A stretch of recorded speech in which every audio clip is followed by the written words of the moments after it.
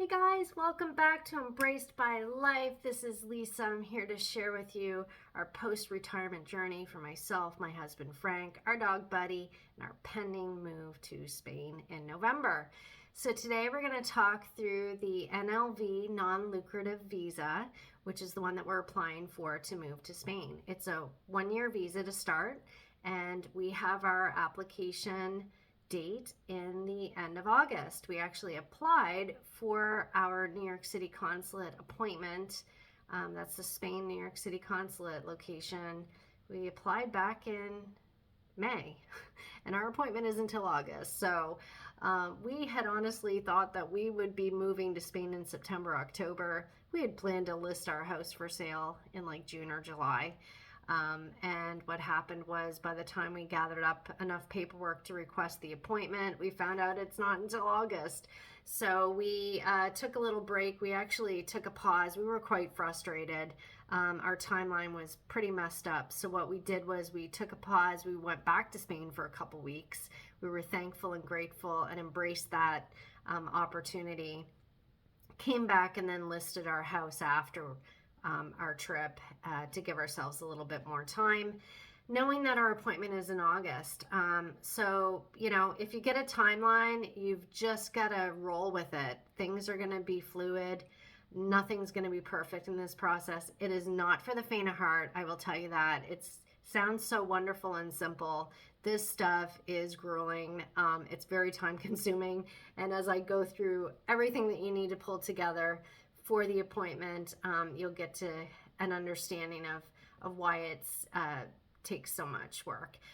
But I'm sure it's all going to be worthwhile, and we are super excited to have our appointment here in the next 3 or 4 weeks and get rolling and hopefully, fingers crossed, get our visas and get moved to Spain.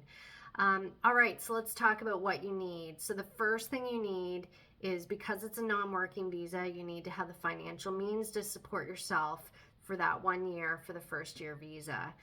So for Frank and I, that's 36,000 euro that we have to show that we have financial income for. So that can either be savings, money that you have in savings, or it could be, if you're already receiving a pension or Social Security, it could be passive income that you're getting from there that you can show. The requirements for the financial documentation changed May 20th. So we had everything pulled together. We were ready to go the beginning of May with everything, requesting our appointment. And then, boom, we had to reset. And as of May 20th, everything's changed in terms of what you have to show for financial requirements. So we're in the process of going back to the bank and getting all of that the beginning of August for end of August appointment. So I'll do a separate segment entirely on the financial documentation, what you need for that. And all of this, I should preface, is based on our understanding, based on what we've researched and speaking with the consulate. This is by no means formal legal advice, because I'm just sharing with you what we've learned, what we're doing, and I'm definitely going to do a follow-up to our consulate appointment to tell you what worked, what didn't, what we had, over-planned for, what we under-planned for. This is really learning as we go, so this is not an instructional video at all. This is sharing our experience, what we've learned, and what, fingers crossed, we're hoping is going to be working out for us. So this is what we're doing, is what I'm sharing with you. So we'll have another segment, as I said, about what we're pulling together for the financial requirements in a few weeks' time. Now let's talk about the first thing that we did was we got our FBI background check. So that's the thing that takes the longest, is our understanding.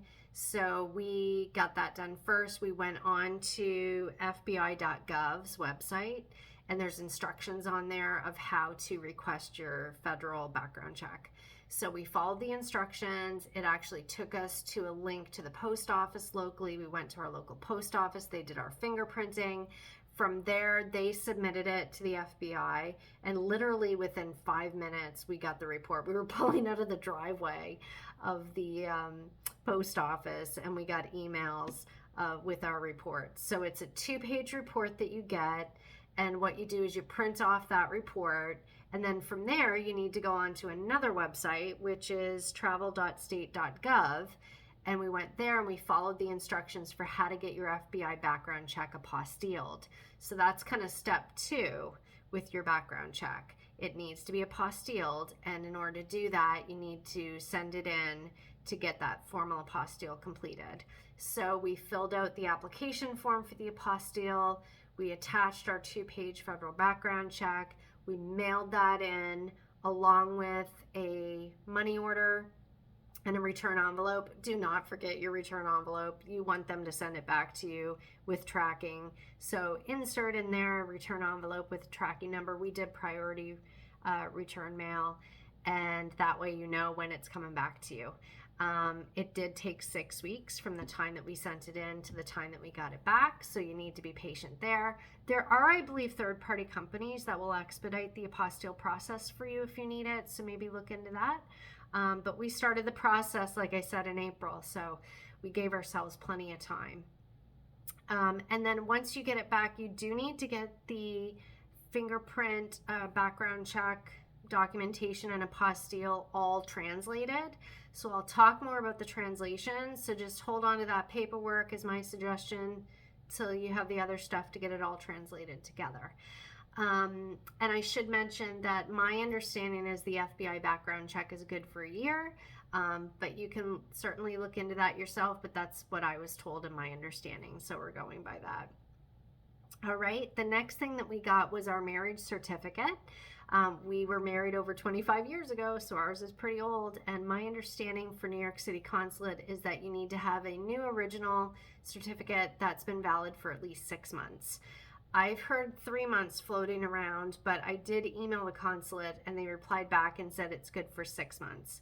So fingers crossed, I'm hoping that's the case. We got ours back in April and our appointment's in August, so let's hope that that works out. What we did was we took our certificate physically into Manhattan and got it apostilled same day there, so that worked out well. And then from there you do need to get it translated too. So let me talk about the other documents that you need and what needs to be translated. So the next document that you need are tax forms, your 1040 forms, the federal forms, the first 2 pages. Those need to be officially translated. You also need Form 9325. It's a tax form that shows that you that you paid your taxes. I got that from our accountant. So that's tax form 9325. For some reason, New York City requires that. So that's what we did, was we got that tax form and held on to that to get translated. We also took our passports and copied all the pages of our passports, set that aside. Does not need to be translated, but just set that aside. We copied our licenses, New Jersey licenses, set that aside. Does not need to be translated. We also did a letter from our employer. It's a resignation letter, essentially saying that we've stopped working. Our termination letter, maybe you would call it, that we ended employment, how long we worked there, that we no longer are working. It is on company letterhead, which is super important. And that we did get translated. So that's the other paperwork that we had translated as well. So besides the passport copies and the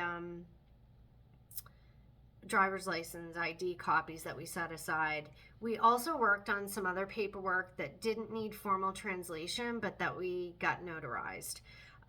So the first thing that we got notarized was a letter of intent, it's called, and it's essentially a letter that you write yourself, and it's explaining why you want to move to Spain and that you have the financial means to support yourself in Spain. So you write that in English, and then we just used Google Translate, translated it to Spanish, and then we signed both the English and the Spanish letters, and we went and got those notarized. So it's very formal, official. It's an attestation, essentially. So again, English, Spanish, notarized both.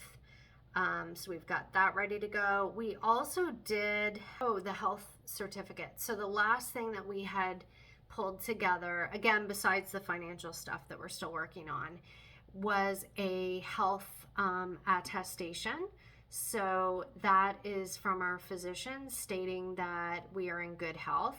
There's standard forms online. That's what we used. It's got a one page with two sections. One is English, the other is Spanish. And it's basically a certification from your doctor stating that you are in good health and have no condition that would preclude you from being in Spain. So we took that one pager. We had the physician sign both the English and the Spanish. They stamped it with their physician stamp. Spain loves physician stamps, so get that stamp if you can. Highly recommended. So we got that. And then the second to last piece that you're going to work on, we're just wrapping that up, is your health insurance in Spain. So that you can only purchase it a few months in advance. So we're just wrapping that up. And the effective date that we're going to ask to have on that is October 1st, even though I don't think we'll be able to move until November 1st. We just want to be extra safe and cautious, and we're going to put on our application forms when we fill them out that we want to move the beginning or middle of October. So we're going to get our health insurance in October. So we're pulling that together. And then you need to have purchased that and have the certificate that you have your health insurance secured, and it's paid in full, to be honest, before your appointment. And so that we're finishing up the financial documents. So I'll have a whole separate segment on that. And then we're just filling out the application forms, getting ready with that. You've got a couple forms. You've got your non-lucrative visa application form. There's another one called EX01, and then the final form is essentially the form to pay for your visa. So I'll do another segment. I'll attach that, I guess, to the financial documentation segment as we pull all that together. I'll tell you what else we're getting together. But yeah, it's been quite a few months getting everything ready. We essentially had pretty much everything done and ready by the middle of May. So yeah, and then we got in a standstill waiting for our appointment and had to redo some stuff. Specifically, the doctor's note had to be redone because it's only good for 3 months. But yeah, and probably some of the stuff we got notarized we might redo as well. It's all from April at this point, so our appointment's in August. But yeah, that's just what we've done, where we're at in the process. If you've got any questions, leave them in the comments. And again, this is just what we are doing, what we know best based on what we've learned, but we are not professionals. I would say if you can afford it, maybe do hire a professional to help you through the process. That might be a good idea. For those of you who are trying to wing this on your own and with a hope and a prayer and embracing the process, I just wanted to share our experience. So all right. Hope you have a lovely day. Thanks for this journey with us, and we'll talk to you soon. Bye.